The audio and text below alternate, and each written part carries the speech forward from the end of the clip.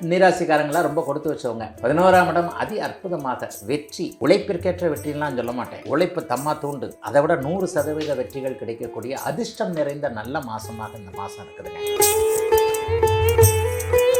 பாருங்களேன், 11ஆம் இடத்துல உச்சகுரு, 6ஆம் இடத்துல பார்த்தா ராகு இருந்து உங்களை அப்படியே அருமையாக உங்களுக்கு எதிர்ப்புகள், கடன்கள் அப்படி இப்படின்னு சொல்லிட்டு மண்டையில் தட்டி தட்டி வைக்கக்கூடிய அமைப்புகள் அட்டகாசமாக இருக்கிறது. மாதத்தின் இறுதி நாட்களில் 12ஆம் இடத்துல அப்படியே சுக்கிரன் வருவதும் மிக அட்டகாசமான ஒன்று. சுக்கிரன் வர்றதுனால என்ன நடக்கும்? வீட்டில் மங்கள விஷயங்கள் 15ஆம் தேதிக்கு பிறகு நடக்கும். பெண் குழந்தைகளுக்கு சேமித்து வைக்க முடியும், ஒரு நகை வாங்க முடியும். தங்கம் குன்று மணி அளவு கூட என் வீட்டில் தங்கம் இல்லைன்னு சொல்கிறவங்களுக்கு கூட 1 கிராம் தங்கமாவது இந்த மாதம் வாங்கிடணும், வாங்க வைக்கக்கூடிய அமைப்புகள் இன்றைக்கு கண்டிப்பாக உண்டு.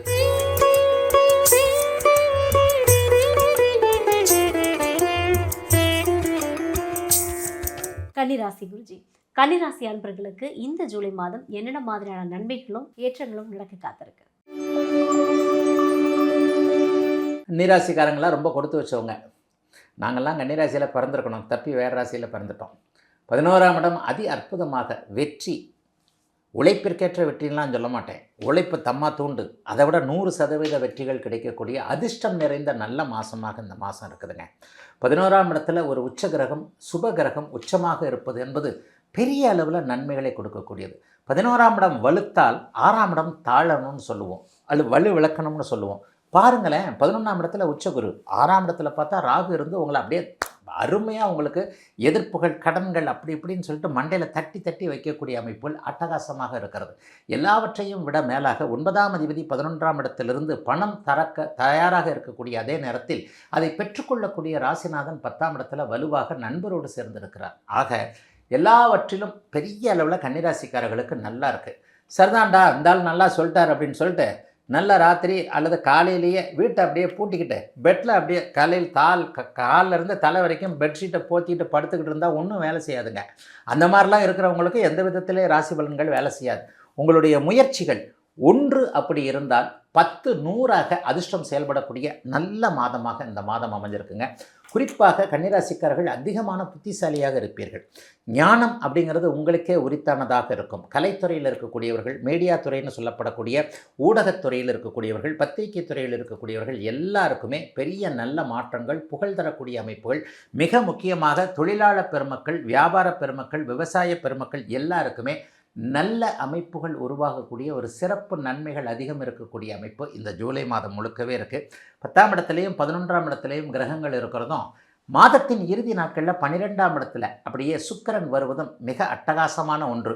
சுக்கிரன் வர்றதுனால என்ன நடக்கும்? வீட்டில் மங்கள விஷயங்கள் 15ஆம் தேதிக்கு பிறகு நடக்கும். பெண் குழந்தைகளுக்கு சேமித்து வைக்க முடியும், ஒரு நகை வாங்க முடியும். தங்கம் குன்று மணி அளவு கூட என் வீட்டில் தங்கம் இல்லைன்னு சொல்கிறவங்களுக்கு கூட 1 கிராம் தங்கமாவது இந்த மாதம் வாங்கிடணும், வாங்க வைக்கக்கூடிய அமைப்புகள் இன்றைக்கு கண்டிப்பாக உண்டு. இரட்டை வருமானம் கிடைக்கும். கணவன் வேலைக்கு போனது போக மனைவியும் வேலைக்கு போகக்கூடிய தன்மை. பெண் குழந்தைகளுக்கு ஒரு மங்கள நிகழ்வு, பொண்ணு பார்க்குறது, பூப்புனித நீராட்டு விழா, திருமணம் ஃபிக்ஸ் ஆகிறது, திருமணமே நடக்கிறது, இந்த மாதிரியான விஷயங்கள் எல்லாமே சுக்கிரன் 12ஆம் இடத்தில் வரக்கூடிய காரணத்தினால நல்ல விதமாக இருக்குதுங்க. அப்பா உறவு மட்டும் கொஞ்சம் ஒரு மாதிரியாக இருக்கும், அதை மட்டும் கொஞ்சம் கவனிச்சுக்கோங்க. ஏதாவது ஒன்றில் அப்பா அதை பண்ண முடியாது, இதை பண்ண முடியாது, நான் ஒன்று சொன்னால் நீ ஒன்று செய்கிற அப்படி இப்படின்னு சொல்லிட்டு ஏதாவது ஒன்று சொல்லுவார். அல்லது தந்தை வழி அமைப்புகளை, எனக்கு அப்பா இல்லைங்க, சித்தப்பா பெரியப்பா மக்கள், அத்தைமார்கள் போன்ற தந்தையால் வந்தவர்கள்னு சொல்லப்படக்கூடிய உறவுகளில் கொஞ்சம் ஒரு நெகட்டிவ் அமைப்புகள் இருக்கும். மாத கடைசியில், அதாவது 20ஆம் தேதிக்கு பிறகு வெளிநாடு, வெளிமாநிலம் போன்ற இடங்களில் பணவரவுகள் வரக்கூடிய, அங்கிருந்து நல்ல தகவல்கள் வரக்கூடிய ஒரு யோக நல்ல மாதமாகவே அமைஞ்சிருக்குங்க 2026 ஜூலை மாதம். 12 ராசி நேயர்களுக்குமே இந்த ஜூலை மாதம் எப்படி அமைய போகுது அப்படின்னு ஸ்பெஷலாக நிறைய விஷயங்களை கொடுக்க போகிறாங்க. வாங்க கேட்டு தெரிஞ்சுக்கலாம். குருஜி வணக்கம். நல்லா இருப்பீங்கம்மா? நல்லா இருக்கீங்களா? ரொம்ப நல்லா இருப்பீங்கம்மா, நானும் நல்லா இருக்கிறேம்மா. ஃபுல்லான் பக்தி நேயர்கள் அனைவருக்கும் இனிய நல்வாழ்த்துக்கள். எல்லோரும் நன்றாக இருப்பீர்கள். எல்லாருக்குமே இப்போ இந்த ஜூலை மாதம் 2026 ஜூலை மாதம் 12 ராசிக்காரர்களுக்கு எப்படிப்பட்ட நன்மைகளை, ஒரு சாதகமான அமைப்புகள் இருக்கான்ற ஒரு எதிர்பார்ப்புகள் கண்டிப்பாக இருக்கும்.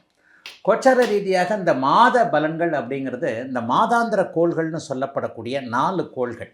30 நாட்களுக்கு ஒரு முறை மாறக்கூடிய சூரியன், 20 நாட்கள் 18 நாட்களுக்கு உள்ள மாறக்கூடிய புதன், ஒரு 25 நாட்களில் மாறக்கூடிய சுக்கிரன், 45 நாட்கள் 1.5 மாதம். இந்த 4 கிரகங்களும் ஒரு மாற்றத்தை அவ்வப்போது 45 நாட்களுக்கு ஒரு முறை, 30 நாட்களுக்கு, 20, 25 நாட்களுக்கு ஒரு முறை மாறக்கூடியது.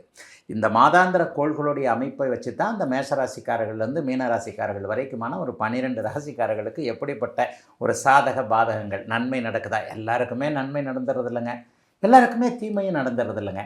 சில பேருக்கு நன்மையாக நடக்கும், சில பேருக்கு தீமையாக நடக்கும், சிலருக்கு ரெண்டும் கலந்தும் நடக்கும். அதுதானங்க வாழ்க்கை.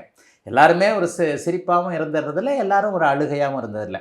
சரி, வருடாந்திர கோள்கள்னு சொல்லப்படக்கூடிய மீத கோள்கள் ஏதாவது இந்த ஜூலை மாதம் மாறுதான்னு பார்த்தா, வருடாந்திர கோள்களில் மிக முக்கியமான கோள் 2.5 வருஷம் மாறக்கூடிய, 2.5 வருஷத்துக்கு ஒரு தடவை மாறக்கூடிய சனி.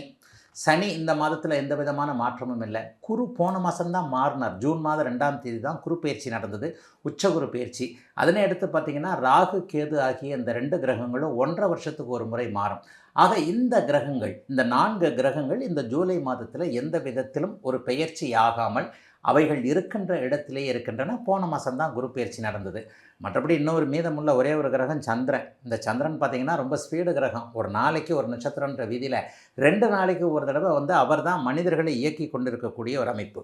சூரியன் இப்போது மாறுகிறார். ஆம், ஜூலை மாதத்தில் 15ஆம் தேதிக்கு பிறகு சூரிய மாற்றம் கண்டிப்பாக உண்டு. மிதுன வீட்டிற்கு மாறுவார். முக்கியமான பயிற்சி எதிராக இருக்கா? ஆமாங்க, ஃபஸ்ட்டு வாரத்திலேயே செவ்வாய் மாறுறார். இப்போது மேஷத்தில் ஆட்சியாக இருக்கக்கூடிய செவ்வாய் ரிஷபத்திற்கு மாறுவது ஒரு நிலையில் நல்லது. ஏன்னா செவ்வாய் சுபருடைய வீட்டிற்கு மாறக்கூடிய ஒரு அமைப்பு, ரொம்ப பெரிய நல்ல அமைப்பு.